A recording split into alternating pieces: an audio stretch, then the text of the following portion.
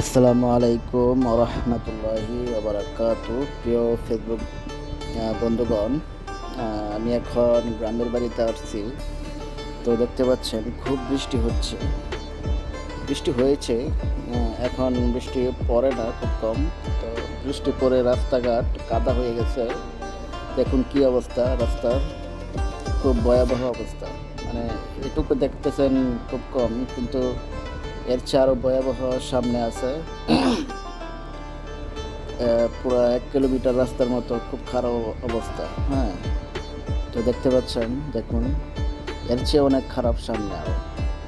ঠিক আছে, এটুকু আমাদের কাঁচা রাস্তা, তো এটুকুর জন্য অনেক কষ্ট করতে হয় চলাচলের জন্য। গ্রামের লোকজন অনেক কষ্ট করে। তো দেখতে পাচ্ছেন অনেক বয়স্ক লোকজন আছে, চলাচল করতে পারে না এই রাস্তা দিয়ে। তো আমি সরকারের কাছে আবেদন করব এই রাস্তাটি যেন দ্রুত সময় করা হয়, দেখবেন প্লিজ।